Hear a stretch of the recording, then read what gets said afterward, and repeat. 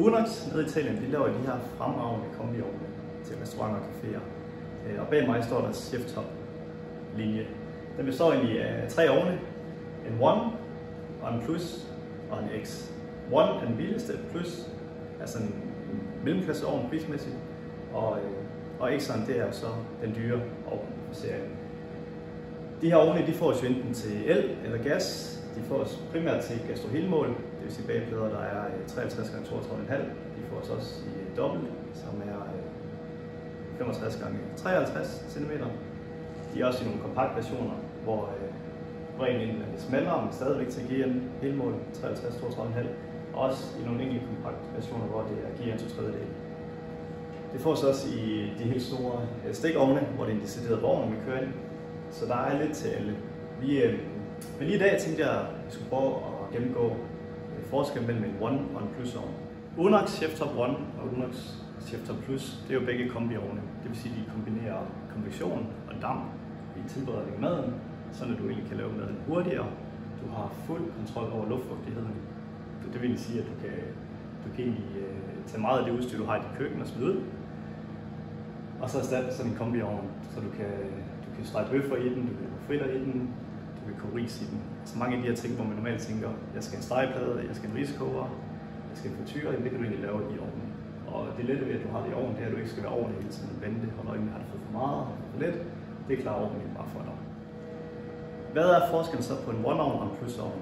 Begge ovne de har et rigtig fint vaskesystem, og det er den her skuffe, vi ser for neden, man trykker ud. Så har man de her 1 liters flasker, man sætter på hovedet, og man skruer i. Det vil sige, at man aldrig rigtig i berøring med kemien.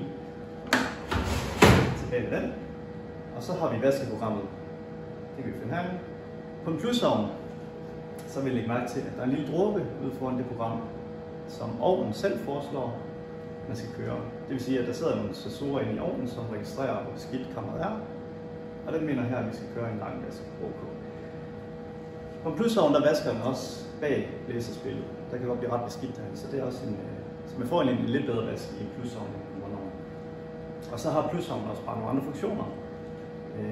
Det klart største forskel, det er det her adaptive cooking. Det er den her teknologi inde i ovnen, hvor den ligesom registrerer, hvad det er, du putter ind. Så det vil sige, hvis du er vant til at sætte fyldte plader ind, og så du lige pludselig kun sætter en halvfyldt plade ind, det registrerer ovnen så kan det være en sige, den er kun halvfyldt, den her plade. Det kan være, at I lige forkorter tilberedningstiden lidt. Og det kan også godt være, at du har haft døren åben alt for længe, og hvis du sætter en ret ind, du lukker døren, så registrerer hun også, at der har været et varmetab. Jeg lægger sgu lige lidt til tilberedningstiden på den her ret.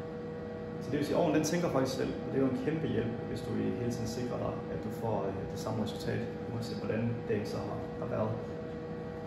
Så har den også nogle forskellige funktioner, som en One-ovn ikke har.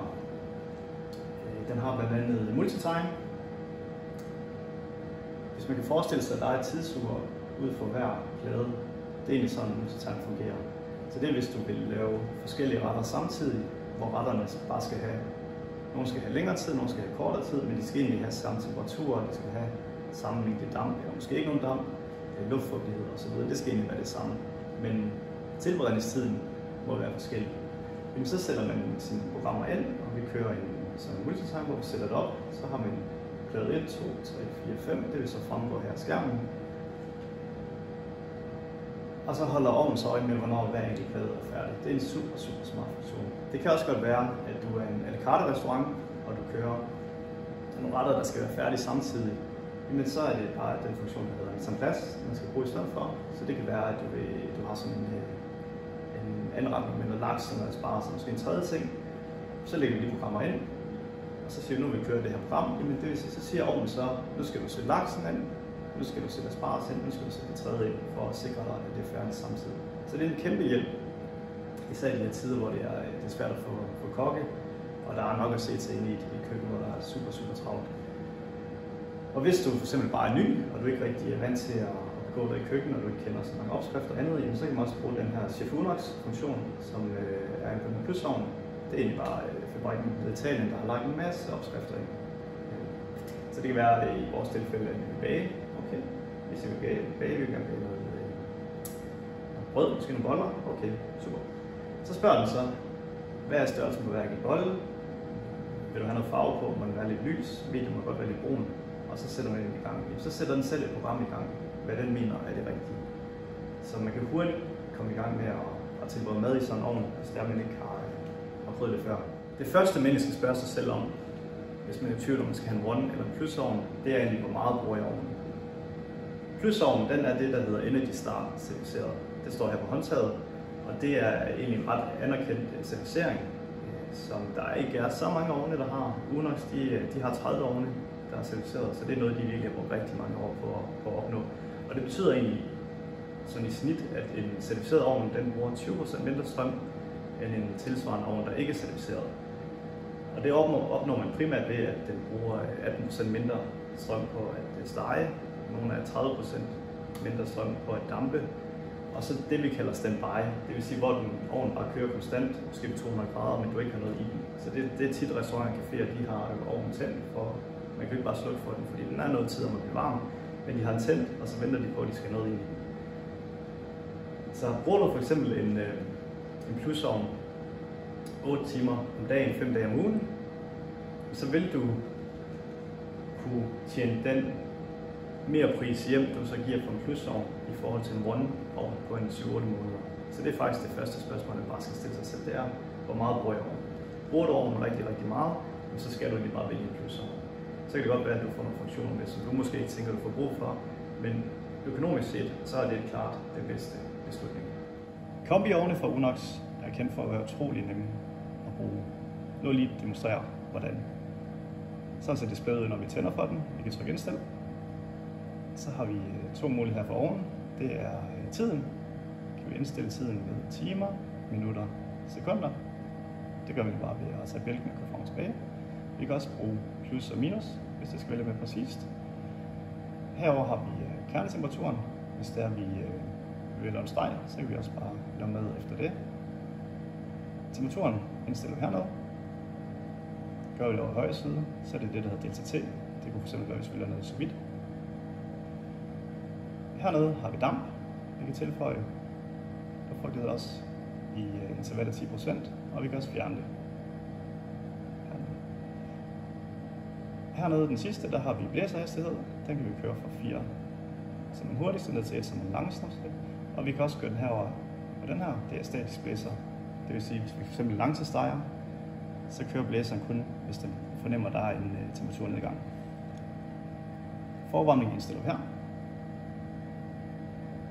Super simpelt at bruge. Hvis ikke du kender Unox, så er det verdens mest solgte industriovn. Vi valgte for 5 år siden kun at fokusere på Unox. Vi har arbejdet med andre ovnsmærker de andre år. Vi er simpelthen blevet så imponeret af Unox og deres innovative tilgang til markedet. Bare lige de sidste 5 år, der er de kommet med 3 meget revolutionerende produkter. De er blandt andet kommet med et varmeskab, hvor du kan måle temperaturen helt ned til 1,5 grad, og så kan du vakuumpakke varm mad og køre ind i varmeskabet i længere tid. Det er vildt spændende. De er kommet med den her nye Shift Up X, som også står bag mig, hvor du har det her Air Tornado, hvor du har en blæser, der er op til 40% hurtigere end tilsvarende blæser, så du kan lave maden meget, meget hurtigere. Og så har de også, som de eneste i verden, den her togvogn med vaskesystem, SpeedX. Derudover har de selvfølgelig også en masse andre produkter. De har nogle bake-off-ovne, de har nogle simple konditionsovne, manuelle med drejeknapper. Så vi kan altid finde et produkt, der lige er tilsvarende det behov, kunden de har. Så har de også super godt backup servicemæssigt, både her i Danmark og selvfølgelig også i udlandet. I Danmark der har vi reservedel i Jylland og på Sjælland, og der er teknikere, der kører rundt i hele landet, og som kender de her ovne rigtig, rigtig godt, så du kan meget hurtigt komme i gang igen, hvis der er nedbrud. Skulle vi ikke lige have reservedel hjemme, så bliver 97% af komponenterne produceret i Italien lokalt. Det vil sige, at vi kan altid finde en hurtig løsning til dig, så du hurtigt kan komme i gang igen. Som I kan se, så er one-ovn jo en ovn, der dækker de fleste behov. Hvorimod plusovnen, det er jo så til dem, der bruger ovnen meget, eller har nogle specifikke ønsker til ovnen og de her funktioner. Hvis du så stadig er i tvivl og ikke ved, om du skal vælge en one eller en plusovn, så er du velkommen til at komme en tur til Aarhus. Så kan vi prøve Shift Up plusovnen her sammen og gennemgå nogle af de her funktioner, og vi kan prøve at lave noget mad sammen. Vi kan også sende en mand ud med ovnen ude ved dig, så du kan prøve ovnen ind i dit køkken med dine råvarer. Og vælger du at købe ovnen, så sørger vi altid for, at der kommer en mand ud og hjælper dig i gang med ovnen. så du får lagt dine opskrifter ind, og du bliver en dus med funktionerne, så du kan få fuld glæde af ovnen allerede fra første dag. Og skulle det blive nødvendigt med endnu et besøg, så kommer han gerne ud igen, og det skal ikke koste noget. Køber du ovnen her hos os, så kan vi også godt hjælpe dig med, at du kommer hurtigt i gang med den. Vi kan lave det, der hedder en teknisk samling. Det vil sige, at på værkstedet så vælger de at samle understillet, og de sætter ovnen på understillet. Vi sætter også eventuelt hjul på understillet, hvis du har bestemt det. De kan sætte en ledning på med stik, slanger det hele, så når du får den ud ved dig, så er den egentlig rimelig nem at slå til. Ofte er det jo sådan ude i køkkenerne, der er meget lidt plads, og der er run på hele dagen, så det er en kæmpe fordel. Det siger vores kunder i hvert fald, at de kan få en ovn, der allerede er klargjort til installation. Jeg håber, det her har bragt din interesse. Hvis du er interesseret, så send en mail eller ring til os. Vi bliver en demo her hos Demokøkken her i Aarhus, og så håber jeg, vi ses.